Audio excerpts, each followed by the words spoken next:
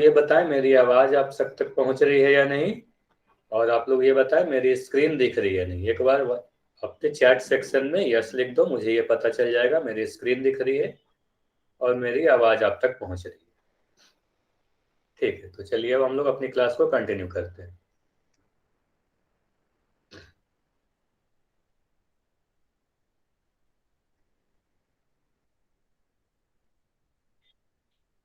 तो पहले आप लोग चैट सेक्शन में ये लिख के बताओ, आप में से कितने बच्चे ऐसे हैं जिनकी आज फर्स्ट क्लास है। जिसकी फर्स्ट क्लास है वही लिखेगा। जिसकी फर्स्ट क्लास है वही लिख कर बताओ कि किसकी आज फर्स्ट क्लास है।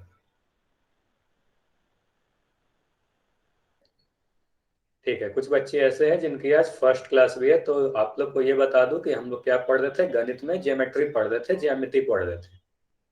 तो आप लोग जिसकी भी आज फर्स्ट क्लास है, जिनकी सेकंड थर्ड है उनको ये तो पता होगी, जिनकी आज फर्स्ट है वो इस चीज को नोट कर लो। ये हमारा टाइम टेबल है। निखिल कुमार और प्रिंस के नाम से जो ये बच्चा है मैं उनको बता दूं, हमारी ये टाइम टेबल है। आपकी क्लास 5:30 से 6:30 में होगी। सप्ताह में 3 दिन होगी, मंगलवार, गुरुवार और शनिवार है। तो जैसा आज शनिवार है इसलिए आज हमारी क्लास हो रही है। तो अब आपकी टेक्स्ट क्लास कब होगी? मंगलवार को होगी। तो जिसकी भी आज फर्स्ट क्लास है वो लोग ये चीज अपने कॉपी में भी नोट कर लो। टाइम टेबल क्या है? ट्यूसडे, थर्सडे, सैटरडे, वीक में 3 दिन 5:30 से 6:30 बजे तक आप सभी की क्लास होगी। अब आप सभी को ये पता होगा कि जब मैं कोई भी क्वेश्चन आपसे पूछूं तो आप लोग को पोल सेक्शन में आंसर करना है। किसी को भी चैट में आंसर नहीं लिखना है। क्वेश्चन के 4 ऑप्शन होंगे, तो उसका आंसर करने के लिए जिनको भी नहीं पता है उसको मैं बता दूं, आपको अभी जो स्क्रीन दिख रही है, जब भी क्लास चलते रहेगी तो कुछ इस तरीके की स्क्रीन दिखेगी जहां पर मैं 1 नंबर लिख रहा हूँ। तो आपको क्या करना है, ये नीचे की तरफ देखो जहां पर मैं हाईलाइट कर रहा हूँ, ये वाले 3 बिंदु पर आपको क्लिक करना है। जब आप इस पे क्लिक करोगे तो ये सेकंड नंबर वाली इंटरफेस खुल के आएगी। इसका यूज आप देखो, नीचे की तरफ जो एक्टिविटीज लिखा हुआ है, इस एक्टिविटीज पर क्लिक करना है। इसका का यूज कब करना है आपको, ये किस काम की है? जब मैं आपसे क्वेश्चन पूछूं मैं ये बोलूंगा ना कि पोल सेक्शन में जाकर आंसर करें। तो पोल सेक्शन में आंसर करने के लिए आपको ये एक्टिविटीज पे क्लिक करना है। इस एक्टिविटीज पे आप क्लिक करोगे तो ये 3 नंबर वाली इंटरफेस खुल के आएगी और यहाँ पर पोल का एक ऑप्शन दिखेगा आपको। ये देखो यहाँ पर जो मैं हाईलाइट कर रहा हूँ, वन पोल एक्टिव। जब यहाँ आप इस पे क्लिक करोगे तो ये 4 नंबर की इंटरफेस खुल के आएगी। यहाँ पर एक क्वेश्चन दिखेगा जिसके 4 ऑप्शन होंगे। तो ये 4 ऑप्शन में जो भी आंसर आपको सही लगता है, ए, बी, सी या डी, आप उस पर क्लिक करोगे और जैसे ही मान लो अगर आपको बी सही लग रहा है तो आप जैसे ही बी पे क्लिक करोगे तो ये जो नीचे की तरफ वोट का ऑप्शन है ये नीले कलर का हो जाएगा। ये वोट जैसे ही नीला होगा फिर आपको इस पे वोट पे भी क्लिक करना है। जैसे ही आप वोट पे क्लिक करोगे आपका आंसर मेरे तक पहुंच जाएगा, मुझे पता चल जाएगा कि इस बच्चे ने क्या आंसर दिया है। फिर आपको आंसर करने के बाद क्या करना है, आपको बैक करना है। तब तक आप बैक करो जब तक आप वापस से इस वाली 1 नंबर वाली स्क्रीन पर ना आ जाओ, क्लास वाली स्क्रीन पर। तो आपको होल सेक्शन का पता चल गया होगा। अभी आप क्लिक करोगे तो आपको नहीं दिखेगा क्योंकि अभी मैंने आपसे कोई क्वेश्चन नहीं पूछा है। जब मैं क्वेश्चन पूछूंगा तभी ये सारी चीजें आपको दिखेंगी। अभी आपको ABCD या कोई क्वेश्चन भी नहीं दिखेगा। तो ये सारी चीजें आपको पता चल गई होगी। तो आप लोग चैट सेक्शन में एक बार यस लिख दो, फिर हम लोग कंटिन्यू करेंगे अपनी क्लास को। ठीक है, तो ये सारी चीजें जिनकी सेकंड क्लास या थर्ड क्लास है तो उनको तो पता ही होंगी क्योंकि कई बार हम लोग इसको यूज भी कर चुके हैं। ठीक है, तो आप सभी को पता है पिछले क्लास में हम लोग क्या पढ़ रहे थे? रेखा, रेखाखंड और किरण, मतलब लाइन, लाइन सेगमेंट और रे के बारे में पढ़ रहे थे। तो रेखा और रेखाखंड यानी लाइन एंड लाइन सेगमेंट, आप लोगों को अगर याद होगा तो लाइन और लाइन सेगमेंट के बारे में हम लोगों ने पढ़ लिया था। अब आज की क्लास में हम लोग क्या करने वाले हैं, आज हम लोग उसी को कंटिन्यू करते हुए किरण देखेंगे कि रेज क्या होती है। तो रे क्या होती है या किरण क्या होती है ये आज देखेंगे। उसके पहले आप लोग को याद दिलाने के लिए मैं बड़ा संक्षेप में रेखा और रेखाखंड यानी लाइन और लाइन सेगमेंट को समझा दूंगा कि लाइन और लाइन सेगमेंट क्या होती है। तो देखो, अगर मैं ये कह रहा था कि कोई भी सीधी लकीर ले लेता हूं, अगर आपको यहाँ पर दिख रहा हो तो मैंने एक लकीर खींची। अगर इस लकीर को मैं दोनों ही तरफ से, अगर इसको देख रहा हो, आपको दो एंड पॉइंट यानी दो अंत बिंदु यहाँ पर दिख रही होगी, एक ये वाली ए और एक ये बी।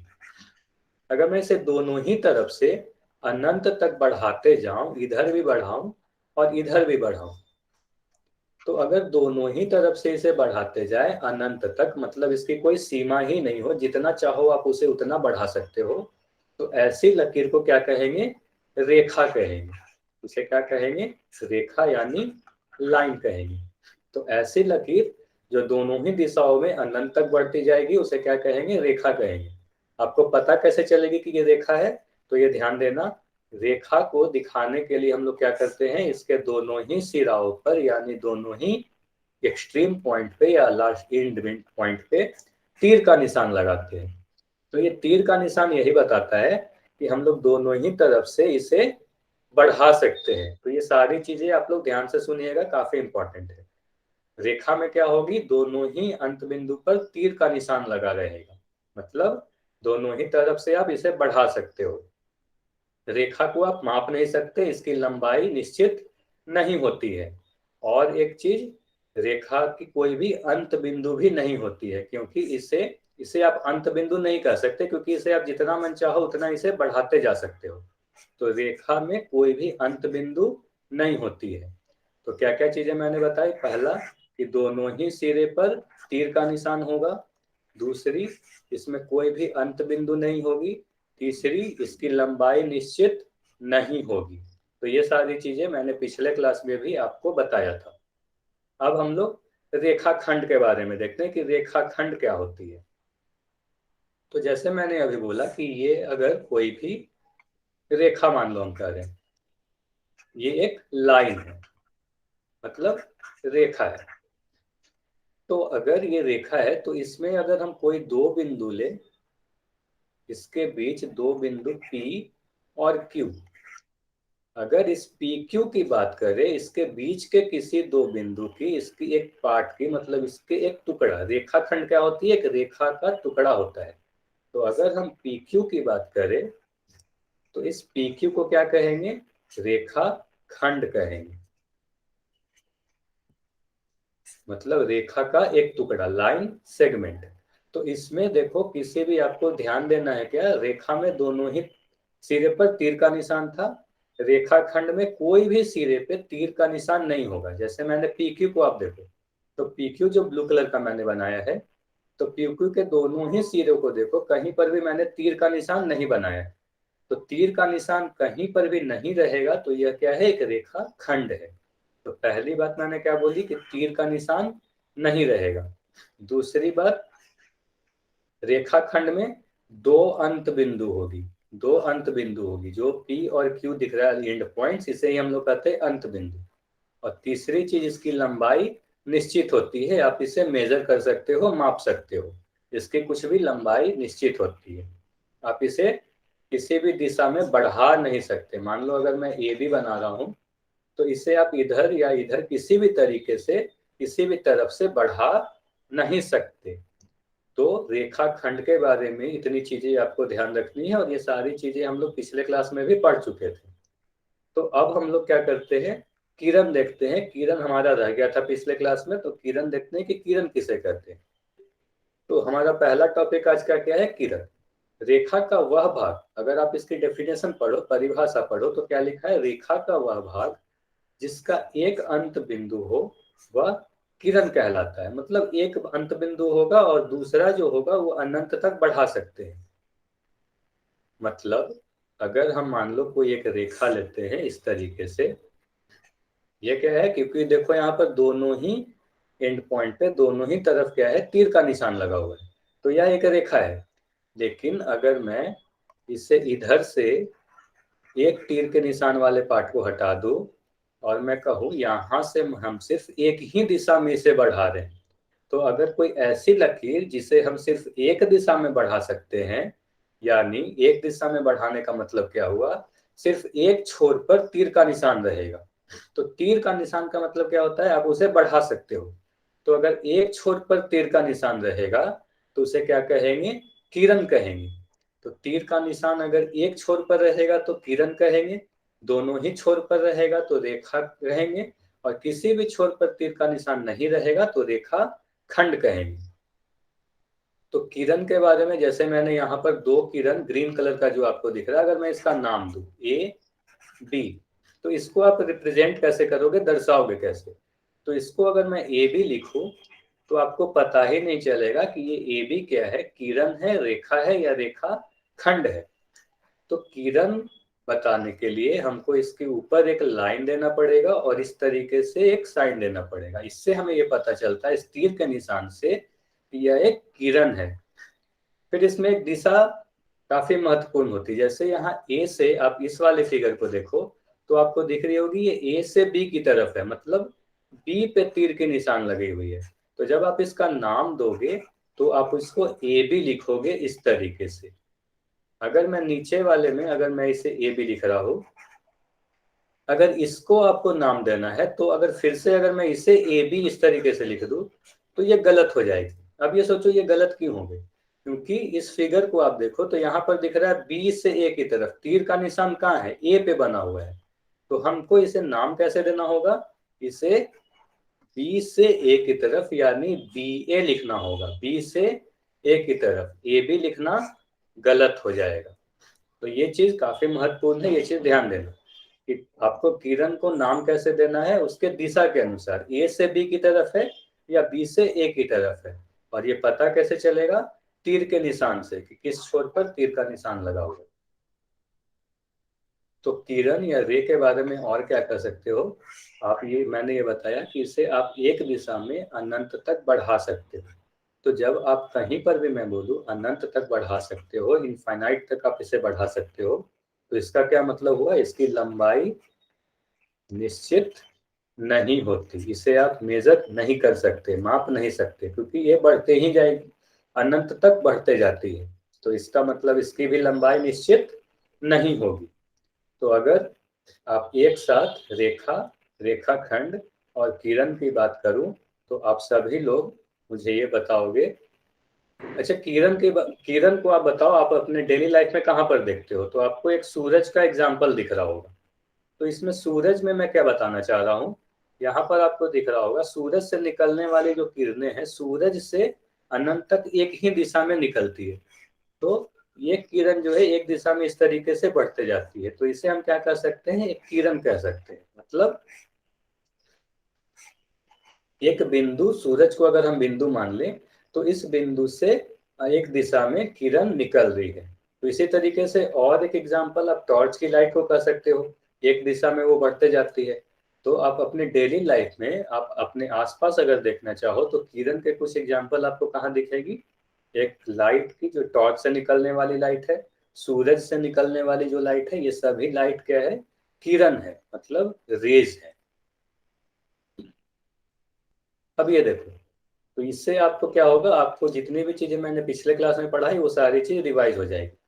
तो रेखा की अगर मैं बात करूं, यहाँ पर सबसे पहले मैंने रेखा को बनाया है। तो आप सभी बच्चे चैट सेक्शन में लिखें कि रेखा में कितने अंत बिंदु होती है। अंत बिंदु की अगर बात करें, मैं रेखा के बारे में कह रहा हूँ, तो रेखा में कितने अंत बिंदु होती है, ये सब सभी लोग चैट सेक्शन में लिखें। सभी लोग चैट सेक्शन में लिखें। No, zero. ठीक है, तो रेखा में कोई भी अंत बिंदु नहीं होती है। ऐसा क्यों? क्योंकि इसके दोनों ही सिराओं पर तीर का निशान है, आप इसे दोनों ही डायरेक्शन में बढ़ा सकते हो, कोई भी अंत बिंदु नहीं होती है। अब आप लोग रेखाखंड के बारे में बताओ, रेखाखंड में कितने अंत बिंदु होती है? रेखाखंड में कितने अंत बिंदु होते हैं? सभी लोग चैट सेक्शन में लिखेंगे। वेरी गुड, काफी लोग आंसर दे रहे हैं। तो रेखाखंड में दो अंत बिंदु होती है। तो रेखाखंड में जो ये एक्सट्रीम पॉइंट है, ये एंड पॉइंट है, ये दोनों निश्चित बिंदुएं होती है। आप इसे बढ़ा नहीं सकते, घटा नहीं सकते, आप इसकी लंबाई बढ़ा नहीं सकते, घटा नहीं सकते। इसलिए इसे हम कहते हैं दो अंत बिंदु। इसकी लंबाई निश्चित होती है, तो इसकी दो अंत बिंदु होते हैं। किरण में कितने अंत बिंदु होते हैं? ये सभी लोग चैट सेक्शन में लिखे। एक अंत बिंदु होती है, तो किरण में एक अंत बिंदु होती है। जब मैं इस टेबल को पूरा भर दूंगा तो आपको क्या करना है, इसका स्क्रीनशॉट ले लेना है। तो किरण में एक अंत बिंदु होती है और एक दिशा में ये बढ़ते जाती है। तो किरण में एक अंत बिंदु, रेखाखंड में दो अंत बिंदु और रेखा में एक भी अंत बिंदु नहीं होती। अगर लंबाई की बात करूं तो रेखा की कोई लंबाई निश्चित नहीं होती, कुछ भी डिफिनिट नहीं होती, इसको दोनों ही दिशा में हम बढ़ा सकते हैं। तो इसकी लंबाई क्या होती है, अनिश्चित होती है। आप इसे माप नहीं सकते। रेखाखंड की बात करूं तो रेखाखंड की लंबाई निश्चित होती है। ये सभी चीज मैंने पिछले क्लास में भी आप लोगों को बता चुका हूं, है ना। तो रेखाखंड की लंबाई निश्चित होती है। कृष्ण कुमार, मैं रिपीट कर दे रहा हूँ, ठीक है। वो सारी चीज मैं फिर से रिपीट कर दूंगा। रे के बारे में आपको रिपीट करना है, मैं जब रे करूंगा तो सारी चीज रिपीट हो जाएगी। फिर जब मैं क्वेश्चन करूंगा तो उस समय भी काफी बार आपको मैं जब बताऊंगा तो आपको समझ में आ जाएंगी, सभी चीजें आपको समझ में आ जाएंगी। तो लंबाई, अगर मैं किरण की बात करूं, कृष्ण कुमार आप फिर से ध्यान से सुनना, अगर मैं किरण की बात करूं, रे की बात करूं, तो इसकी लंबाई की अगर बात की जाए तो इससे भी आप एक दिशा में अनंत तक बढ़ा सकते हो। तो कोई भी चीज को आप अगर अनंत तक बढ़ा सकते हो जिसकी कोई सीमा नहीं है, तो इसकी भी लंबाई अनिश्चित होगी, मतलब कुछ भी डिफिनिट नहीं होगी। तो इसकी लंबाई क्या होगी, फिक्स नहीं होगी, अनिश्चित होगी, है ना। तो इसकी लंबाई कैसी होगी, अनिश्चित होगी, फिक्स नहीं होगी। आप इसे बढ़ा सकते हो किस एक दिशा में। इससे भी अगर कोई भी चीज की लंबाई अगर अनिश्चित है तो आप इसे माप नहीं सकते। अब नाम की बात करें तो जैसे मैंने यहाँ पर अगर ए बी लिख दिया, अगर रेखा की आप बात करो, यहाँ पर जैसे मैं लिख रहा हूँ ए बी, अगर मैं इसकी नाम ए बी लिख दूं तो आपको कैसे पता चलेगा कि ये जो ए बी है क्या रेखा है, रेखाखंड है या किरण है। तो आपको ये बताने के लिए कि ये ए बी रेखा है, उसके ऊपर आपको कुछ इस तरीके से दिखाना होगा, दोनों ही तरफ तीर का निशान बना के। इससे ये पता चल जाएगा कि ए बी जिसकी हम बात कर रहे हैं वह क्या है, वह एक रेखा है, यानी वह एक लाइन है। इसे आप बी ए भी लिख सकते हो, ये काफी इंपॉर्टेंट है। आप इसे बी ए लिखो या ए बी लिखो, दोनों ही सेम बातें हैं। ए बी भी लिख सकते हो और बी ए भी लिख सकते हो। रेखा को आप ए बी और बी ए दोनों ही तरफ से लिखो, कोई भी आपको दिक्कत नहीं होगी, दोनों सेम ही बातें हैं। अगर रेखा खंड की बात की जाए इस वाले की, तो यहाँ ए बी लिख रखा है। तो अगर मैं फिर से बोलूँ, अगर मैं इसे सिर्फ ए बी लिख दूं तो आपको पता नहीं चलेगा कि ये ए बी क्या है, रेखा, रेखाखंड या किरण। तो इसे दर्शाने के लिए आपको ए बी के ऊपर इस तरीके से एक लाइन बनाना होता है, जिसके किसी भी सिरे पर आपको तीर का निशान नहीं बनाना है। तो इससे पता चलेगा कि ए बी क्या है, रेखा खंड है। आप इसे बी ए भी लिख सकते हो, ए बी भी लिख सकते हो, बी ए भी लिख सकते हो। तो दोनों ही तरह से हम इसे नाम दे सकते हैं, ए बी या बी ए। अगर हम किरण की बात करें जो नीचे में लिखी हुई है, तो फिर से जो बच्चे बोल रहे थे रिपीट करने, फिर से किरण में ध्यान दें, मैं वो ही चीज बार बार बता रहा हूँ। अगर किरण की बात करें तो अगर मैं यहाँ नाम दूं ए बी, तो आप देखना, अगर मैं इसका नाम लिखूं तो आप अगर इससे ए बी लिखते हो तो पता कैसे चलेगा ये किरण है। तो इसके ऊपर फिर से एक लाइन बनाएंगे और एक सिरे पर तीर का निशान लगाएंगे। लेकिन ये चीज ध्यान देना, ये सबसे इंपॉर्टेंट है कि यहाँ फिगर को देखो, यहाँ पर मैं जो बता रहा हूँ, तो आपको क्या देखना है, ए से बी की तरफ, मतलब तीर का निशान बी पर लगा हुआ है, तो आपको नाम भी लिखते समय ए बी लिखना होगा। अगर मैं इसे बी ए लिख दूं इस तरीके से तो ये गलत हो जाएगी। तो सबसे महत्वपूर्ण बात यही है कि आप रेखा और रेखाखंड को किसी भी तरीके से लिख सकते हो, ए बी बी ए, लेकिन किरण में हमेशा डायरेक्शन का ध्यान देना, दिशा का ध्यान देना कि तीर का निशान किस तरफ बना हुआ है, मतलब ए से बी की तरफ। अगर बी से ए की तरफ है तो उसे राम हम राम गुरु जी। बी ए लिखेंगे। तो जो भी बच्चा अपने आप को अनम्यूट कर रहे हैं वो म्यूट रखे, नहीं तो फिर किसी को मेरी आवाज नहीं सुनाई देगी। तो अब आपको किसी को भी डाउट है इसके नाम लिखने में, इसकी लंबाई या अंत बिंदु से रिलेटेड, तो आप लोग चैट सेक्शन में लिखे कि आपको कुछ भी अगर समझ में नहीं आया हो तो। और अगर सभी को इतनी सारी चीजें समझ में आ गई तो आप लोग चैट सेक्शन में यस लिखे, यानी वाई लिख दे, मुझे पता चल जाएगा आपको समझ में आ गया।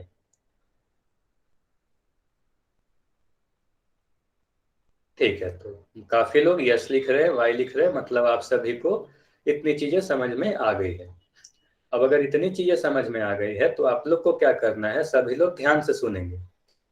कोई भी बच्चा, अब अभी आपके स्क्रीन पर एक क्वेश्चन दिखेगा, कोई भी बच्चा चैट सेक्शन में उसका आंसर नहीं देगा कि इसका उत्तर ए है, बी है, सी है या डी है, कोई भी बोल के भी नहीं बताएगा। सभी लोग पोल सेक्शन में जाएंगे। पोल सेक्शन में किसी को कोई डाउट है कि पोल सेक्शन में कैसे आंसर करना है, तो वो चैट सेक्शन में लिख के मुझसे पूछ सकते हैं कि कैसे करना है। और अब आपके पास एक क्वेश्चन दिख रहा है, आप सभी को जाना है पोल सेक्शन में और सभी को आंसर देना है। अभी आपको पोल में आंसर नहीं दिख रहा होगा, बस आप कुछ सेकंड रुक जाओ। अब आप देखो क्वेश्चन नंबर 4 दिख रही होगी, एक रेखाखंड में कितने अंत बिंदु होते हैं। अब आप सभी को क्वेश्चन दिख रहा होगा, आप लोग सभी लोग जाकर वोट करें। और जो भी बच्चे आंसर दे देंगे वो लोग कुछ देर वेट करेंगे, फिर हम लोग कंटिन्यू करेंगे।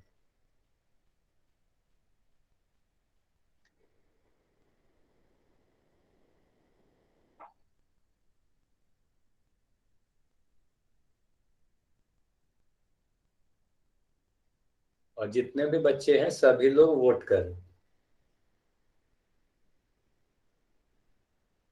आपको आंसर पता हो या नहीं पता हो, आप जब गलती करोगे तो उसी से सीखोगे कि मैंने ये गलती कर दी थी, है ना। तो आपको क्या करना है, वोट जरूर करना है, आंसर जरूर करें आप लोग जाके। ये मत सोचो कि मेरा आंसर गलत हो जाएगा। आप लोग देखो रेखाखंड में कितने अंत बिंदु होते हैं। चलिए ठीक है, तो आप सभी का हो गया होगा, काफी आसान क्वेश्चन था। अब मैं होल सेक्शन को एंड कर रहा हूं। अब हम लोग डिस्कस करते हैं कि इस क्वेश्चन का सही उत्तर क्या है। तो क्वेश्चन था एक रेखाखंड के कितने अंत बिंदु हैं। तो अभी अभी मैंने बताया एक रेखाखंड को आप कैसे दर्शाते हो, इस तरीके से ए और बी मतलब दो निश्चित बिंदु को अगर हम मिला दे तो रेखाखंड प्राप्त होती है, या कह सकते हो रेखा के एक टुकड़े को कहते हैं रेखाखंड। तो इसके किसी भी एंड पॉइंट पे या किसी भी तरफ तीर का निशान नहीं बना होगा। तो तीर का निशान नहीं बनने का मतलब इसे आप बढ़ा नहीं सकते, और बढ़ा नहीं सकते तो उसे क्या कहेंगे, अंत बिंदु कहेंगे।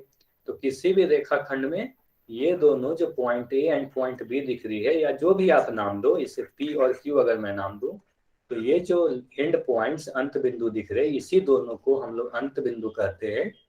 तो किसी भी रेखाखंड में कितने अंत बिंदु होंगे, दो अंत बिंदु होंगे।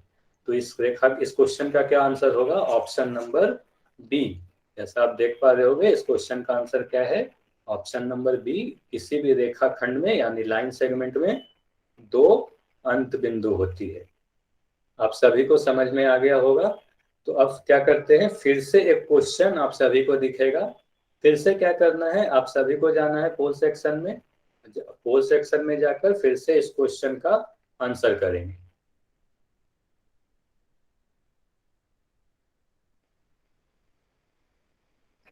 अब आप लोग को पोल सेक्शन में क्वेश्चन दिख रहा होगा, आप लोग जाए और इसका आंसर करें। एक रेखा पर कितने बिंदु होते हैं, ये भी मैंने पिछले क्लास में डिस्कस किया था कि एक रेखा पर कितने बिंदु होते हैं। आप इसे ऐसे भी से सोच सकते हो कि एक रेखा जो है, एक लाइन जो है, कितने पॉइंट से मिलकर बने होते हैं। एक लाइन जो है वो कितने पॉइंट से बने होते हैं। एक रेखा जो है कितने बिंदु से मिलकर बनी होती है, या एक रेखा पर कितने बिंदु होती है, ये सभी चीजें एक ही चीज है। अभी भी काफी बच्चों ने उत्तर नहीं दिया है, आप लोग क्या करें, सभी लोग जाकर उत्तर देंगे।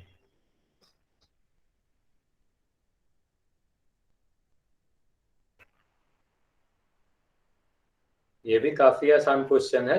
ठीक है, जो भी बच्चे आंसर दे चुके हैं, दीपक के नाम से जो भी बच्चे हैं, आप लोग अगर उत्तर दे दिए हैं तो क्या करना है, आपको बस कुछ देर वेट करना है। बाकी लोग जैसे ही उत्तर दे देंगे फिर हम लोग अपनी इसको डिस्कस कर लेंगे।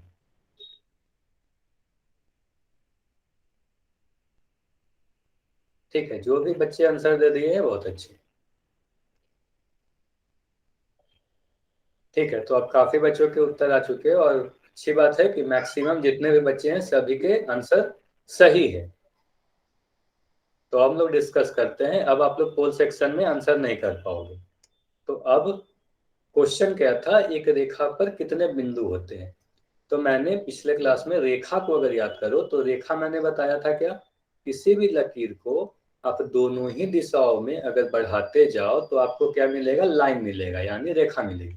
रेखा बनती कैसी है, तो एक सीधे रास्ते पर जितने भी बिंदु हैं, जितने भी पॉइंट्स हैं, सभी को आप मिलाते जाओ, एक एक करके जितने भी बिंदु है सभी को आप अगर मिलाते जाओ इस तरीके से जो मैं बना रहा हूँ, तो सभी को आप मिलाते जाओगे तो आपको एक रेखा प्राप्त हो जाएगी, है ना। तो सभी बिंदु को, तो कितने बिंदु हो सकते हैं, अनंत बिंदु हो सकते हैं। कोई एक बिंदु से अगर मैं सिर्फ एक बिंदु बनाऊं तो इससे तो रेखा बनेगा नहीं। कोई दो बिंदु बनाओ तो इस दो बिंदु से भी मिलकर रेखा नहीं बनेगी। तो एक रेखा बनाने के लिए आपको कितने बिंदु चाहिए, अनंत बिंदु चाहिए, एक दो या तीन बिंदु नहीं चाहिए। कोई भी रेखा बनाने के लिए हमें अनंत यानी असंख्य बिंदु चाहिए। तो आप क्या कह सकते हो, एक रेखा पर कितने बिंदु होते हैं, तो इनफाइनाइटली मेनी यानी अपरिमित रूप से अनेक यानी असंख्य, या कह सकते हो अनगिनत बिंदु होती है। तो इस क्वेश्चन का सही आंसर क्या होगा, ऑप्शन नंबर डी, एक रेखा पर असंख्य बिंदु यानी अपरिमित रूप से अनेक बिंदु होते हैं। आप सभी को ये क्वेश्चन अगर समझ में आ गया तो आप लोग चैट सेक्शन में जाएं और वाई लिखें, और अगर कोई भी डाउट है तो आप एन लिख सकते हो। अगर डाउट है तो आप एन लिख सकते हो, और अगर समझ में आ गया तो आप लोग वाई लिखो। ठीक है, तो मैक्सिमम बच्चों, जितने भी बच्चे हैं सभी को ये चीज समझ में आ गई है। तो हम लोग क्या करते हैं, फिर से आपके स्क्रीन पर एक क्वेश्चन दिखेगा, फिर से आप सभी को जाना है पोल सेक्शन में, और पोल सेक्शन में फिर जाकर आंसर करेंगे।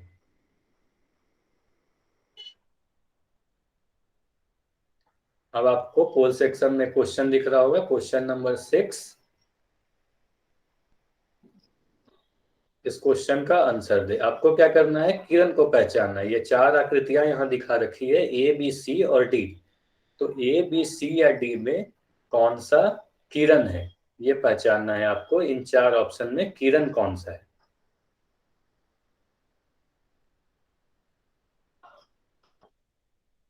इन चारों में किरण कौन सा है, ऑप्शन ए, ऑप्शन बी। काफी कम बच्चों ने आंसर दिया है। ठीक है, जो भी बच्चे आंसर दे दिया है, मुझे पता चल जाता है कि किस बच्चे ने आंसर दे दिया है, किसने नहीं दिया है। ठीक है, तो आपको बोलने की भी जरूरत नहीं है, मुझे ये पता है कि किस किस ने आंसर दे दिया। तो मैं यही कह रहा हूँ कि जितने भी बच्चे हैं सभी लोग आंसर दे दें, बोल कर। चाहे गलत हो सही हो इसकी चिंता नहीं करनी है, आप लोग को क्या करना है, आंसर दे देना है। ठीक है, वेरी गुड। तो ये भी काफी आसान क्वेश्चन है। आपको बस देखना है चारों ऑप्शन, और देखना है कि इन चारों में कौन सा किरण है। तो चलिए अब डिस्कस करते हैं, क्योंकि काफी आसान क्वेश्चन है तो ज्यादा समय नहीं लेंगे। तो यहाँ पर आपको किरण पहचानना था, ये चारों ऑप्शन में किरण कौन सा है, यानी रे कौन सा है। तो रे के बारे में, किरण के बारे में मैंने आपको क्या बताया, अभी बताया एक दिशा में आप इसे बढ़ा सकते हो। तो एक दिशा में बढ़ाने का मतलब आपके एक छोर पर तीर का निशान बना होगा, इस तरीके से मैंने बताया। तो एक छोर पर तीर का निशान बना होगा, तो आपको ये देखना है कि ये चारों आकृतियां में कौन सा ऐसा फिगर है, कौन सा ऑप्शन ऐसा है जिसमें एक छोर पर तीर का निशान बना हुआ है। तो ऑप्शन ए को अगर आप देखो तो यहाँ पर साफ दिख रहा है कि यहाँ पर एक तीर का निशान बना हुआ है एक छोर पर, और इस बिंदु पर कोई तीर का निशान नहीं बना हुआ है एस वाले पे। तो यह क्या है, एक किरण है। तो हमारा सही उत्तर क्या होगा, ऑप्शन नंबर ए ही सही आंसर हो जाएगा, क्योंकि कुछ बच्चे इसमें डी भी आंसर किए थे। तो जो भी बच्चे डी आंसर किए थे वो लोग ध्यान से देखना कि हमारा आंसर ए क्यों है, क्योंकि किरण में एक ही छोर पर तीर का निशान बना होता है। यहाँ पर ऑप्शन ए ही एक ओनली ऑप्शन है जिसमें एक छोर पर तीर का निशान बना हुआ है, इसलिए हमारा सही आंसर ऑप्शन नंबर ए होगा। अब सभी बच्चे ये मुझे बताएंगे कि मैं ये जो बी नंबर की बात कर रहा हूँ, ऑप्शन बी, ये जो जेके लिखा हुआ है, यह आकृति के बारे में आप क्या बोलोगे, यह क्या है, रेखा है, रेखाखंड है, या किरण है, लाइन है, लाइन सेगमेंट है, या रे है। रेखाखंड। ठीक है, किरण दोबारा करवा दो, मैं किरण बता दे रहा हूँ। हिमांशु शर्मा, मैं किरण फिर से बता दे रहा हूँ। अभी आप ये बताओ बी के बारे में, आप लोग बताओ कि बी क्या है, रेखा है, रेखाखंड है, या किरण। सर रेखाखंड है। ठीक, कोई भी अपने आप को अनम्यूट करके नहीं बोलेगा, उससे सारी क्लास डिस्टर्ब होती है। कोई भी अनम्यूट नहीं करेगा, मैं ये बार बार कर रहा हूँ। तो यह एक रेखाखंड है, क्योंकि आपको किसी भी छोर पर तीर का निशान नहीं दिख रहा है। तो जो भी बच्चा हिमांशु, आपने कहा किरण, फिर से बता दो। किरण में आपको यही जाननी है, एकदम ध्यान से सुनिएगा आप लोग। किरण में आपको यही देखना है कि इसके एक छोर पर तीर का निशान होगा। मैं तीन बातें बोलूंगा, तीनों ही बातें आप लोग, आपको ध्यान से सुनना है। किरण में एक छोर पर तीर का निशान होगा, इसकी लंबाई निश्चित नहीं होगी, इसे एक दिशा में आप बढ़ा सकते हो। क्या क्या बोला? एक दिशा में बढ़ा सकते हो, इसकी लंबाई निश्चित नहीं होगी, और इसकी एक छोर पर तीर का निशान होगा। तो यही चीज आपको किरण में ध्यान रखनी है। तो ठीक है, ये रेखा, रेखाखंड और किरण में आपको इतना ही पढ़ना था। अब हम लोग क्या करते हैं, इसका आंसर ऑप्शन ए है, आप सभी को पता है। अब हम लोग देखते हैं कि टाइप्स ऑफ लाइन। जैसे हम लोग पढ़े रेखा के बारे में, तो अब देखते हैं रेखा कितने प्रकार की होती है, यानी टाइप्स ऑफ लाइन, लाइन कितने प्रकार की होती है। तो लाइन बेसिकली हमारे पास दो तरह की होती है, एक प्रतिच्छेदी रेखा और दूसरी समांतर रेखा। मतलब एक इंटरसेक्टिंग लाइन और दूसरा पैरेलल लाइंस। क्या क्या मैंने बोला? एक इंटरसेक्टिंग लाइन, दूसरा पैरेलल लाइन, प्रतिच्छेदी और समांतर। तो यहाँ पर एक चीज और आपको दिख रहा होगा स्क्रीन पर, परपेंडिकुलर लाइन से मैंने लिख रखा है, यानी लंबवत रेखा भी मैंने लिख रखा है। तो जब हम पढ़ेंगे तब देखेंगे कि लंबवत रेखा क्या होती है। तो लंबवत रेखा भी एक तरह की प्रतिच्छेदी यानी इंटरसेक्टिंग लाइंस की ही एक टाइप है। तो जितनी भी लंबवत या परपेंडिकुलर लाइंस होगी, वो सभी की सभी इंटरसेक्टिंग लाइंस ही होंगी। तो बेसिकली लाइंस को आप कितने पार्ट में डिवाइड कर सकते हो? दो पार्ट में। पहला क्या? पहला इंटरसेक्टिंग लाइंस, दूसरा पैरेलल लाइंस। तो अब हम देखते हैं कि इंटरसेक्टिंग लाइंस क्या है और पैरेलल लाइंस क्या है। पहले इंटरसेक्टिंग और पैरेलल देख लेंगे, फिर देखेंगे कि परपेंडिकुलर या लंबवत रेखा क्या होती है। तो सबसे पहले देखते हैं इंटरसेक्टिंग या प्रतिच्छेदी रेखा क्या होती है। तो इंटरसेक्टिंग लाइन, तो आपको यहाँ पर दिख रहा होगा मैंने क्या लिखा है, जब दो रेखा किसी एक बिंदु पर मिलती है या काटती है तो उसे प्रतिच्छेदी रेखा कहते हैं। तो आपको क्या करना है, इतना डेफिनेशन याद नहीं रखना, आपसे एग्जाम में कभी ये डेफिनेशन नहीं पूछा जाएगा, आपको समझनी है बातों। तो आपको क्या करना है, जैसे कभी भी मैं अगर इस तरीके से एक रेखा बना रहा हूं, आपको दिख रहा होगा रेड कलर से, तो यह एक रेखा है। रेखा क्यों है? क्योंकि मैं इसके दोनों ही सिराओं पर अभी एक तीर का निशान बना रहा हूं, क्योंकि इसे दोनों ही दिशा में आप बढ़ा सकते हो। तो यह एक रेखा है। अगर कोई मैं दूसरी रेखा बनाऊं,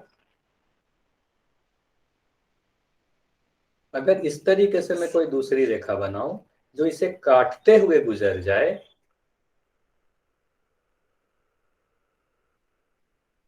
जो इसे काटते हुए गुजर जाए, तो हम इन दोनों रेखाओं को, जो रेड कलर के और जो ग्रीन कलर की आपको दिख रही है, तो इस तरीके के रेखा को क्या आप बोलोगे? इसे इंटरसेक्टिंग लाइंस बोलोगे, यानी प्रतिच्छेदी रेखा बोलेगे। एक ऐसी दो रेखा जो एक दूसरे को क्रॉस करके गुजर जाए, काट के गुजर जाए, उसे हम इंटरसेक्टिंग बोलेंगे। अगर मैं अपने पेन से दिखाऊं तो आपको कुछ इस तरीके से दिखेगा। आपको दिख रहा होगा कि मेरी पेन, अगर कोई दो लाइंस इस तरीके से दिखे कि एक दूसरे को एक बिंदु पर काट रही है, तो उसे क्या कहेंगे? इंटरसेक्टिंग लाइंस यानी प्रतिच्छेदी रेखा कहेंगे। अगर मैं इसे नाम दूं, अब देखो एक चीज और इसमें ध्यान देना कि दो प्रतिच्छेदी रेखा जिस बिंदु पर एक दूसरे को काटती हैं, जहां पर मैं अभी हाईलाइट कर रहा हूं येलो कलर से, इस बिंदु को और आप क्या कहोगे?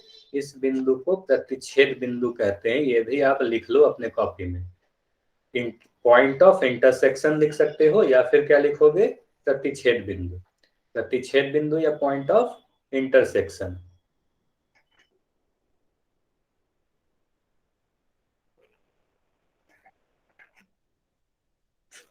प्रतिच्छेद बिंदु कहते हैं इसे, इस वाले ओ बिंदु को हम प्रतिच्छेद बिंदु कहते हैं, या कह सकते हो आप पॉइंट ऑफ इंटरसेक्शन। तो जो दो रेखा अगर एक दूसरे को एक बिंदु पर काटते हुए गुजरेगी तो उसे क्या कहेंगे? प्रतिच्छेदी रेखा यानी इंटरसेक्टिंग लाइंस। तो ये सारी चीजें, अगर इतनी line of inter point of intersection, intersecting line, प्रतिच्छेदी रेखा और प्रतिच्छेद बिंदु के बारे में आपको पता चल गई है, तो आपको क्या करना है, कमेंट सेक्शन में जाएं और यस लिख दें। मुझे पता चल जाएगा आप लोग को इतनी बातें समझ में आ गई। यस जो भी बच्चा अपने आप को बार बार अनम्यूट कर रहा है उसको मैं ये बता दूं कि आपको म्यूट रखना है, पूरे क्लास में आपको म्यूट रखना है। ठीक है, तो प्रतिच्छेदी रेखा के बारे में आपको समझ में आ गया। एक चीज और, सभी लोग ये लिख कर बताएं कमेंट सेक्शन में लिखना कि किसी भी दो इंटरसेक्टिंग लाइंस में कितने पॉइंट ऐसे होंगे जो कॉमन होंगे। कॉमन का मतलब कितने पॉइंट ऐसे होंगे जो दोनों ही रेखा पर स्थित होगी। तो देखो, जैसे कि अगर मैं इस बिंदु O की बात करूं, तो ये O बिंदु को अगर आप देखो तो ये, मैं अगर नाम दे दूं यहाँ AB एंड XY, तो आप देख पा रहे हो बिंदु O जो है रेखा AB पर भी स्थित है, और बिंदु O जो है ये XY रेखा पर भी स्थित है। यानी एक बिंदु ऐसा होगा जो कॉमन होगा, दोनों ही रेखा पर स्थित होगी। तो ये भी चीज आप ध्यान देना कि जो पॉइंट ऑफ इंटरसेक्शन है, जो प्रतिच्छेद बिंदु है, वो क्या होती है, वो दोनों ही रेखा पर स्थित होती है। यानी कह सकते हो वन पॉइंट कॉमन होगी, एक उभयनिष्ठ बिंदु होंगी। तो अब हम लोग क्या करते हैं, जब हम लोग प्रतिच्छेदी रेखा के बारे में पढ़ लिए, इंटरसेक्टिंग लाइन के बारे में पढ़ लिए, तो अब हम लोग पढ़ते हैं समांतर रेखा यानी अप्रतिच्छेदी रेखा। तो आप सभी को याद होगा जब मैं संरेख बिंदु और असंरेख बिंदु पढ़ा रहा था, यानी collinear point and non collinear point के बारे में पढ़ा रहा था, उस वक्त भी मैं हिंदी व्याकरण पे गया था और मैं बोला था कि आप लोग याद करो, अपरिचित परिचित, मतलब जो परिचित ना होगा उसे अपरिचित बोलेंगे। उसी तरीके से अगर मैं अप्रतिच्छेदी रेखा बोलूं, तो वैसी रेखा जो एक दूसरे को कभी प्रतिच्छेद ना करे उसे क्या कहेंगे, अप्रतिच्छेदी। मतलब ऐसे लाइन जो एक दूसरे को इंटरसेक्ट नहीं करेंगे उसे नॉन इंटरसेक्टिंग कहेंगे। तो जो भी नॉन इंटरसेक्टिंग लाइंस होंगी वो कैसी होंगी, कभी भी एक दूसरे को इंटरसेक्ट नहीं करेंगी, कभी एक दूसरे को काट के नहीं गुजरेगी।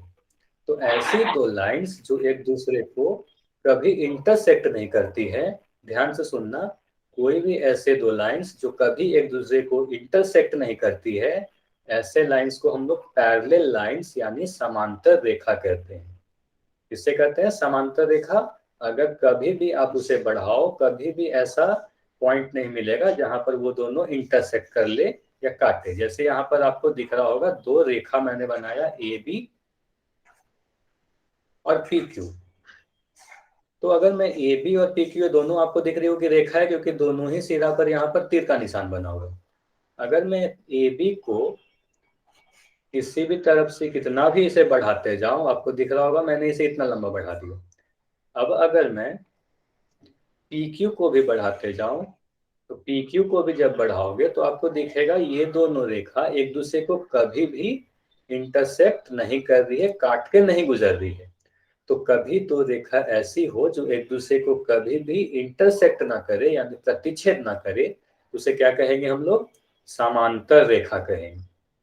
तो समांतर रेखा क्या होती है, ऐसी दो रेखा जो कभी एक दूसरे को काट के नहीं गुजरे। कुछ इस तरीके से स्थित होगी, अगर मैं अपने पेन से दिखाऊं तो कुछ इस तरीके से स्थित होगी, कभी एक दूसरे को इंटरसेक्ट नहीं करेगी। अगर इस तरीके से हो जाए तो क्या कहेंगे, इंटरसेक्टिंग लाइंस यानी प्रतिच्छेदी रेखा। और अगर इस तरीके से पैरेलल हो तो इसे पैरेलल या अप्रतिच्छेदी रेखा कहेंगे।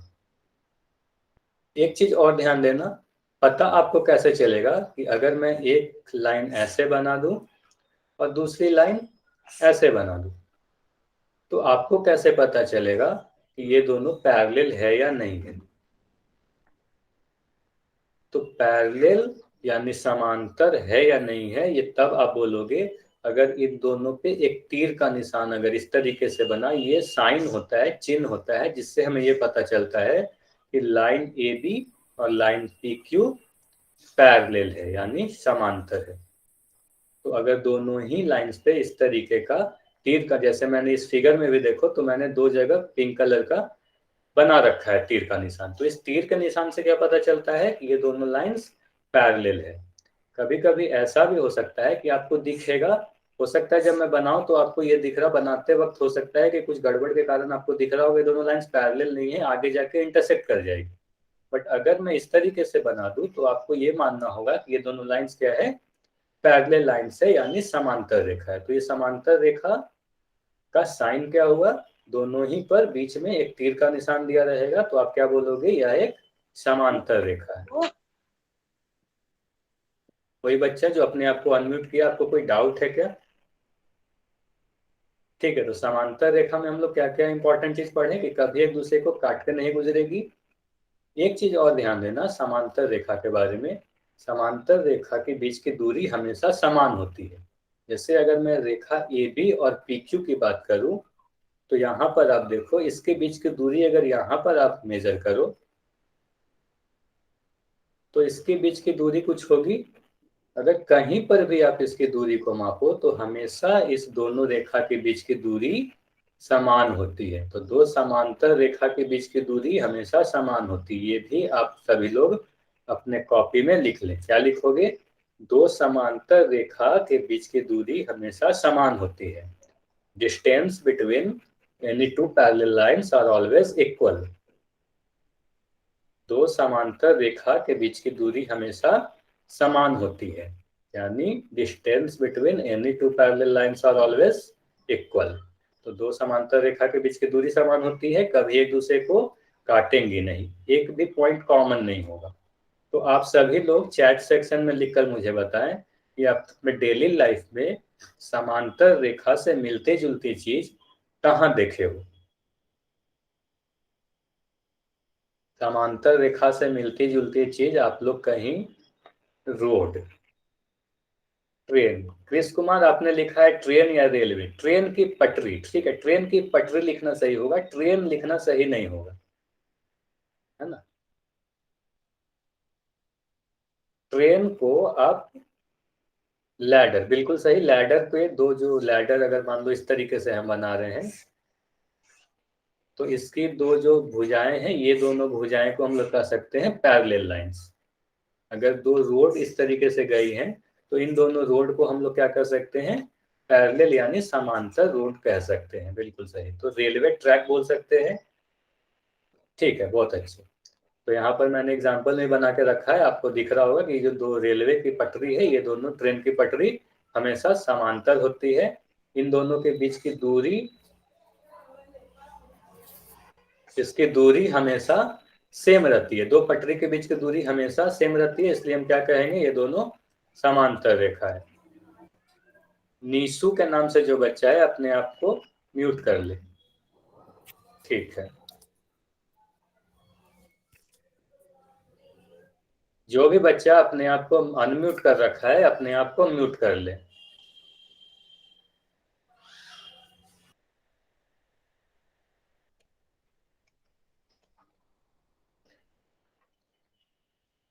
ठीक है, अब मेरी आवाज आप तक तो पहुंच रही होगी, आप तो कमेंट सेक्शन में लिख के बता दे, मेरी आवाज पहुंच पा रही है आप सभी तक? ठीक है, मेरी आवाज आप सब तक पहुंच रही है। तो हमने क्या पढ़ा, प्रतिच्छेदी और अप्रतिच्छेदी रेखा यानी पैरेलल लाइंस, और इंटरसेक्टिंग लाइंस के बारे में पढ़ लिया कि इंटरसेक्टिंग लाइंस क्या होती है, एक दूसरे को काटते हुए गुजरेगी, एक पॉइंट ऐसी होगी, कॉमन होगी, जो दोनों पे स्थित होगी। पैरेलल लाइंस के बीच की दूरी हमेशा समान रहेगी, कभी भी आप कितना भी बढ़ाओ, एक दूसरे को कभी भी काट के नहीं गुजरेगी, कभी भी उसे आप वो काटेंगे नहीं एक दूसरे को। अब हम देखते हैं लंबवत रेखा यानी परपेंडिकुलर लाइंस क्या होती है। जो भी बच्चा मीना देवी के नाम से है, मीना देवी के नाम से जो भी बच्चा है अपने आप को म्यूट रखे। अगर आप अपने आप को बार बार अनम्यूट कीजिएगा तो फिर क्या होगा, मेरी आवाज आप तक नहीं पहुंच, किसी को भी मेरी आवाज नहीं सुनाई देगी। तो अब हम देखते हैं कि लंबवत रेखा यानी परपेंडिकुलर लाइंस क्या होती है। तो जो भी परपेंडिकुलर लाइंस होगी यानी लंबवत रेखा होगी, वो सभी के सभी एक तरीके की प्रतिच्छेदी यानी इंटरसेक्टिंग लाइंस होगी। तो कैसे इंटरसेक्टिंग लाइंस होगी, अगर कोई दो लाइंस इस तरीके से हो जो एक दूसरे को 90 डिग्री पे यानी समकोण पर काटे। देखो मैंने क्या लिख रखा है, जब दो रेखाएं एक दूसरे को समकोण पर काटती है, तो समकोण पर काटने का क्या मतलब हुआ, 90 डिग्री पर काटती है। अगर एक दूसरे को 90 डिग्री पर काटती है तो उसे हम क्या कहेंगे, लंबवत रेखा यानी परपेंडिकुलर लाइंस कहेंगे। तो आपको कैसे पता चलेगा, आपको ये ध्यान देना है कि यहाँ पर इस तरीके का, यहाँ देखो मैं जो बना रहा हूँ, हमेशा इस तरीके का निशान बना रहेगा। अगर दो लाइंस है, इसके बीच में अगर इस तरीके का निशान बना हुआ है, इसका मतलब ये दोनों लाइन जो है एक दूसरे को 90 डिग्री पर इंटरसेक्ट कर रही है, यानी 90 डिग्री पर प्रतिच्छेद कर रही है, समकोण पर काट रही है। तो अगर कोई दो लाइंस एक दूसरे को समकोण पर काटे तो प्रतिच्छेदी रेखा तो होंगी, क्योंकि मैंने अभी क्या बताया, अगर एक दूसरे को काट के गुजरेगी तो क्या होगी, वो एक प्रतिच्छेदी रेखा होगी। तो जितनी भी लंबवत रेखा होंगी वो कुछ इस तरीके से स्थित हो। देखो, तो अगर इस तरीके से स्थित है तो ये एक इंटरसेक्टिंग लाइंस तो है, प्रतिच्छेदी रेखा तो है। तो प्रतिच्छेदी रेखा में भी कैसे है, एक दूसरे को 90 डिग्री पर काट रही है। तो अगर 90 डिग्री पर काटे तो ऐसे लाइन को क्या कहेंगे, लंबवत रेखा यानी परपेंडिकुलर लाइंस। तो इस फिगर को अगर आप देखो तो यहाँ पर आपको दिख रहा है एक रेखा, अगर मैं हाईलाइट करके बताऊं तो आपको दिख रहा होगा ये एक रेखा ए बी है। और अगर मैं ग्रीन कलर से बताऊं तो ये एक्स वाई दूसरी रेखा है, और ये दोनों एक दूसरे को बिंदु ओ पर काट रही है। तो एक दूसरे को काट रही है तो सबसे पहली बात, ये दोनों प्रतिच्छेदी रेखा होगी, इंटरसेक्टिंग लाइंस होगी। अब देखो कि कोण कितना है उन दोनों के बीच, तो इन दोनों लाइंस के बीच 90 डिग्री का कोण बन रहा है, यानी समकोण पर काट रही है। तो अगर 90 डिग्री का कोण बने तो इन दोनों को क्या कहेंगे, perpendicular lines A B, and X Y को, ए बी और एक्स वाई को क्या कहेंगे, लंबवत रेखा यानी परपेंडिकुलर लाइंस। इसे आप लिखते कैसे हो, ये चीज ध्यान देना, लिखते कैसे हो, आपको इस तरीके से लिखना होता है, A B is perpendicular to X Y. इसका मतलब आप क्या पढ़ोगे, ए बी एक्स वाई पर लंब है, मतलब ए बी एक्स वाई पर लंब है। इस तरीके का लिखने का क्या मतलब हुआ कि ए बी और एक्स वाई दो रेखाएं हैं जो दोनों एक दूसरे पर लंब है। आप ऐसे भी लिख सकते हो, अगर ए बी एक्स वाई पर लंब है तो एक्स वाई भी ए बी पर लंब होगी। तो ये सभी चीजें आप अपने कॉपी में भी लिख लो। तो ए बी एक्स वाई पर लंब है और एक्स वाई ए बी पर लंब है। ये जो मैं बनाया हूं यहाँ पर, ये साइन होता है, चिन्ह होता है लंबवत को दिखाने का, ठीक है, लंब रेखा को दिखाने का ये साइन होता है। तो इसको क्या पढ़ते हैं, इंग्लिश में पढ़ते हैं A B is perpendicular to X Y, और हिंदी में पढ़ते हैं ए बी एक्स वाई पर लंब है। तो जब ए बी एक्स वाई पर लंब होगा तो एक्स वाई भी ए बी पर लंब होगा। तो इतनी सारी चीज, तीन चीज मैंने आपको बताई रेखाओं के प्रकार के बारे में, इंटरसेक्टिंग लाइंस यानी प्रतिच्छेदी रेखा, नॉन इंटरसेक्टिंग लाइंस यानी अप्रतिच्छेदी रेखा, और जितने भी अप्रतिच्छेदी रेखा होंगी वो समांतर होगी यानी पैरेलल होंगी। और तीसरी चीज क्या बताया, लंबवत रेखा यानी परपेंडिकुलर लाइंस। तो ये सारी चीजें आपको समझ में आ गई, तीनों ही चीज अगर समझ में आ गई तो आप सभी लोग चैट सेक्शन में जाओ और वाई लिखो, और अगर कुछ भी चीज नहीं समझ में आए तो आप लोग एन लिख सकते हो।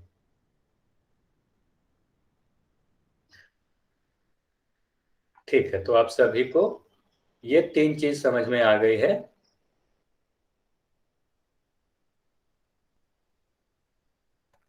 तो अब देखो यहाँ पर मैंने तीनों को एक फिगर में बना कर रखा है, इससे आपको रिवीजन हो जाएगा कि प्रतिच्छेदी रेखा कुछ इस तरीके से दिखती है, इंटरसेक्टिंग लाइन इस तरीके से दिखती है, एक दूसरे को काटते हुए गुजरेगी। लंबवत रेखा भी एक प्रतिच्छेदी ही रेखा होती है, ये भी एक दूसरे को काट के गुजरेगी, लेकिन इन दोनों के बीच 90 डिग्री का कोण बनेगा, और 90 डिग्री को दिखाने के लिए हमेशा आपको इस तरीके से बनाना होगा। अगर मैं इस तरीके से बना दूं दो रेखा, तो हो सकता है कि ये लंबवत रेखा ना हो, है ना, तो हो सकता है कि वह लंबवत रेखा ना हो। तो लंबवत रेखा दिखाने के लिए हमको, ठीक है, लंबवत रेखा मैं फिर से बता दूंगा, जय धनकर के नाम से जो भी बच्चा है मैं फिर से बता दूंगा। और पैरेलल लाइंस के बारे में आपको क्या करना है, आपको ये देखना है कि इस पे तीर का निशान अगर बना हुआ है तो ये दोनों को क्या कहेंगे, पैरेलल लाइंस यानी समांतर रेखा कहेंगे, इन दोनों के बीच की दूरी हमेशा समान होगी। तो इंटरसेक्टिंग लाइंस ऐसे दिखेगी, पैरेलल लाइंस ऐसे दिखेगी। अब लंबवत रेखा को देख लेते हैं, कोई बच्चा जिसको लंबवत रेखा में कोई डाउट है। तो मैं ये बता रहा था, कोई भी दो लाइंस अगर एक दूसरे को 90 डिग्री पर काट के गुजरे, जैसे फिर से जो भी बोला कि रिपीट कर दो। तो ठीक है, मैं रिपीट कर रहा हूं। जैसे देखो, एक लाइन कुछ इस तरीके से है, इसको मैं नाम दे दिया mn। दोनों ही सिराओं पर मैं तीर का निशान बना दे रहा हूँ। देखो, मैं बार बार बोल रहा हूँ, रेखा है ये सारी। अगर कोई दूसरी लाइन में इस तरीके से बनाऊं जो इसको काट के तो गुजरे, ध्यान से सुनना, जो भी बच्चा जय धनकर के नाम से मुझसे ये बोला कि आप रिपीट कर दो, तो देखो, इसे काट कर तो गुजरा, लेकिन ये कैसे काट के गुजरा, ये एम एन, और अगर मैं इसका नाम दे दूं एक्स वाई, तो एम एन रेखा और एक्स वाई रेखा के बीच में आप देखो, ये जो कोण बन रहा है ये 90 डिग्री का बन रहा है, 90 डिग्री का कोण बन रहा है। तो 90 डिग्री का कोण बन रहा है, इसलिए हम क्या बोलेंगे, इसे लंबवत रेखा कहेंगे। इसे लिखते कैसे हैं, इसे लिखते हैं M N is perpendicular to X Y, M N X Y पर लंब है, या एक्स वाई एम एन पर लंब है। अब आपको ये सारी चीजें समझ में आ गई है, तो जो भी बच्चा मुझसे बोला था रिपीट करने जय धनकर के नाम से, आप बताओ चैट सेक्शन में लिख के, आपको ये चीजें समझ में आ गई या नहीं, परपेंडिकुलर लाइन के बारे में आपको समझ में आई या नहीं। चलो ठीक है, आपको समझ में आ गई है। तो अब क्या करते हैं, आपको आपके स्क्रीन पर एक क्वेश्चन दिखेगा, बस आज के क्लास का लास्ट क्वेश्चन करेंगे, फिर हम लोग आपको क्वेश्चन देंगे। तो आपको क्या करना है, एक क्वेश्चन दिख रहा होगा आपके स्क्रीन पर, आप सभी को जाना है होल सेक्शन में, होल सेक्शन में जाके सभी लोग इसका आंसर देंगे।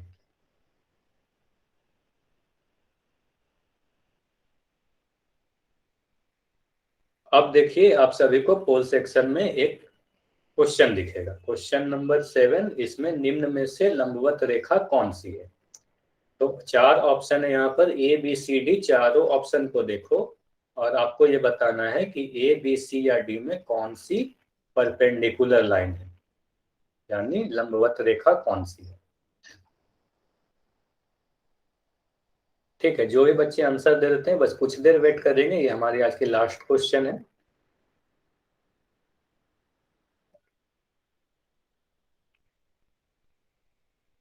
जितने भी बच्चे हैं सभी ए लोग आंसर दें। ए कोई भी बच्चा अपने आप को अनम्यूट करके नहीं बोलेगा। ए बी सी या डी जो भी है, कोई भी अपने आप को अनम्यूट करके नहीं बोले। ठीक है, तो अब हम लोग, काफी आसान क्वेश्चन था, अब मैं पोल को एंड कर रहा हूं।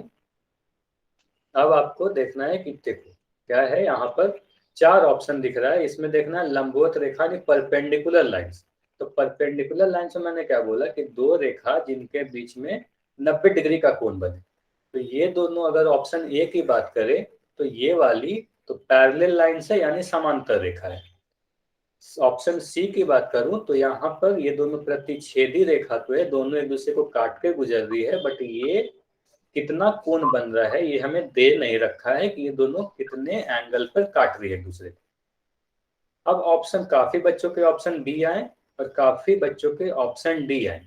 तो अब हम देखते हैं हमारा आंसर बी होगा या डी होगा, क्योंकि डी भी दिख रहा है कि हो सकता है ये भी एक दोनों पे 90, यहाँ पर हो सकता है कि 90 डिग्री का कोण, लेकिन क्योंकि यहाँ पर कुछ इस तरीके से बनाकर नहीं दिया हुआ है, तो हमें ये नहीं पता कि ये दोनों जो दो रेखाएं हैं, ये दोनों रेखा जो है ए बी और बी सी की अगर मैं बात करूं, तो ए बी और बी सी के बीच कितने कोण बन रहे हैं ये मुझे पता ही नहीं है, तो इसे हम कह नहीं सकते कि ये लंबवत रेखा है, ये हम लंबवत रेखा नहीं कहेंगे।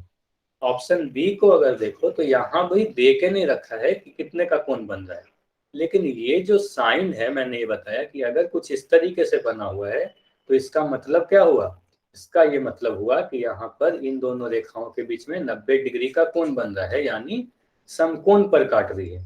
तो अगर मैं इसे नाम दूं एक्स वाई और ए बी, तो ये दोनों रेखाएं एक दूसरे को 90 डिग्री पर काट रही है। तो 90 डिग्री पे काटने वाली रेखाओं को क्या कहते हैं, परपेंडिकुलर लाइंस, यानी लंबवत रेखा कहते हैं। तो हमारा इस क्वेश्चन का सही उत्तर क्या हुआ, ऑप्शन नंबर बी। तो इसका सही उत्तर बी है। इतनी चीजें आप सभी को अगर समझ में आ गई, आज की क्लास में कोई भी अगर डाउट है तो अब अपना डाउट आज मुझसे पूछ सकते हो, और अगर सारी चीजें समझ में आ गए तो यस लिखो। कोई बच्चा अभी क्लास छोड़कर नहीं जाएगा, अभी मैं आपको होमवर्क दूंगा, आप होमवर्क लिख लो फिर जाके क्लास छोड़कर जाना। ठीक है, सभी को इतनी चीजें समझ में आ गई।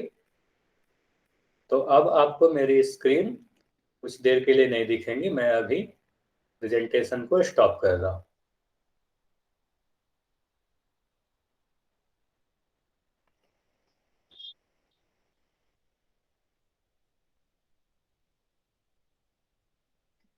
अब आप लोग बताओ कि मेरी स्क्रीन आप सभी को दिख रही है या नहीं दिख रही है।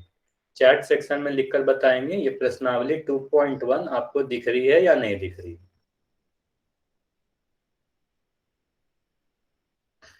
ठीक है, तो आज आपका होमवर्क क्या है, सभी बच्चे जिनके पास भी ये बुक है, जिसके पास ये बुक है और जिसके पास नहीं है, मुझे पता है आप में से काफी बच्चे ऐसे होंगे जिनके पास ये वाली पुस्तक है, काफी बच्चे ऐसे भी होंगे जिनके पास ये वाली बुक नहीं है।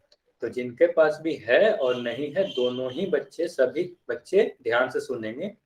आपको क्या करना है, प्रश्नावली 6.1 खोजना है। प्रश्नावली 6.1, कॉन्सेप्ट 6 बजाओ जब मैं दिखा दे रहा हूं आपको।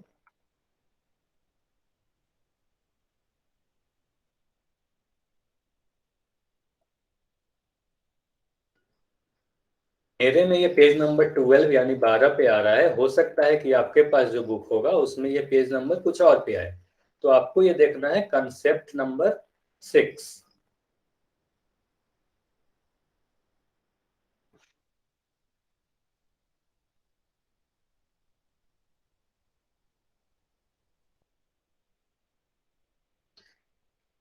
ठीक है, तो आपको ये देखना है कंसेप्ट नंबर 6, रेखाओं के प्रकार। इसमें से जो प्रश्नावली 6.1 है, ये प्रश्नावली 6.1 को आपको बनाना है। जिसके पास भी ये बुक है प्रश्नावली 6.1 को बनाएगा और 6.2 को बनाएगा। प्रश्नावली 6.1 और 6.2 बनाएगा। जिसके पास भी ये बुक नहीं है वो बच्चे क्या करेंगे, अभी इसका स्क्रीनशॉट लें। जिसके पास भी ये बुक नहीं है वो बच्चे इस वाले का स्क्रीनशॉट ले। यहाँ पर एक क्वेश्चन है प्रश्नावली 6.1 में, दो कॉलम है, इसको आपको मिलान करना है।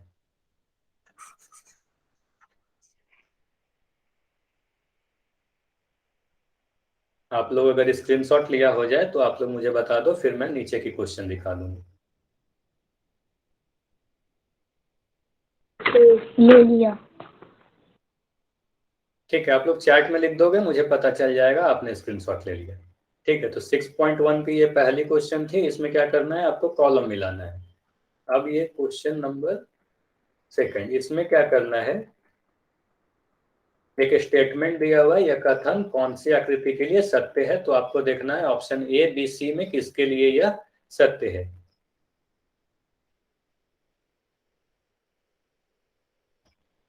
अच्छा, एक चीज मैं आप सभी को बता दूं, अगर मैं इस तरीके से लिख रहा हूं ए बी, फिर ये दो लाइन और यहाँ पी क्यू, तो इसका मतलब ये होता है कि ए बी और पी क्यू एक दूसरे के समांतर है। ए बी पी क्यू के समांतर है, ये चीज ध्यान देना, ए बी पी क्यू के समांतर है। इसे दर्शाने के लिए हम लोग ये दो लाइन का यूज करते हैं। तो अगर इस तरीके से लिखा हुआ है ए बी पी क्यू के समांतर है, ए बी दो लाइन फिर पी क्यू, तो इसका क्या मतलब हुआ, ए बी पी क्यू के समांतर है। तो ये भी क्वेश्चन को आप लोगों को बनाना है। इसका भी स्क्रीनशॉट ले ले जो भी बच्चों के पास ये बुक अभी नहीं है। जिनके पास बुक है उनको स्क्रीनशॉट लेने की कोई जरूरत है नहीं।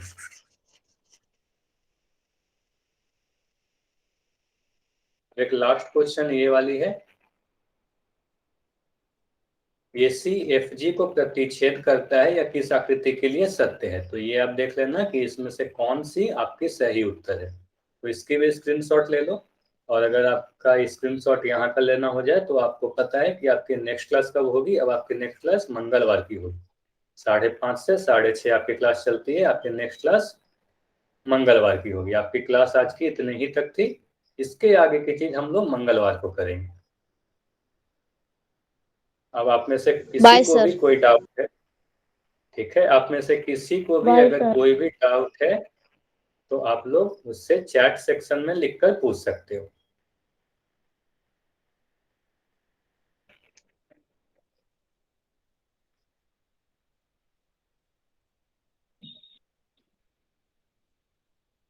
अगर आप में से किसी का भी कोई भी डाउट है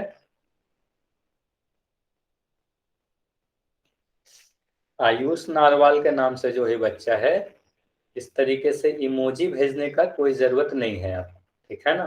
तो चैट सेक्शन का यूज आपको बस क्वेश्चन पूछने के लिए, क्लास से रिलेटेड चीजों के लिए ही यूज करना है।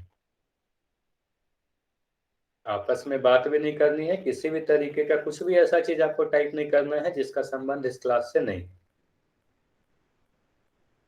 ठीक है, कोई डाउट नहीं है तो आप लोग क्लास को अब लीव कर सकते हो। इसके आगे की चीजें हम लोग नेक्स्ट क्लास में पढ़ेंगे। अगली क्लास आपको मंगलवार की होगी।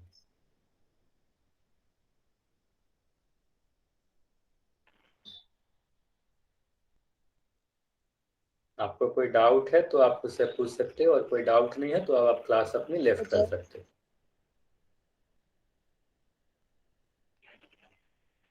शिव कुमार, आपको कोई डाउट है तो आप पूछ सकते हो, अदरवाइज आप क्लास लेफ्ट कर सकते हो। सर मेरे पिछले स्क्रीनशॉट अच्छे नहीं आए थे सर। आज की क्लास की या पिछले क्लास की? पिछले क्लास की सर।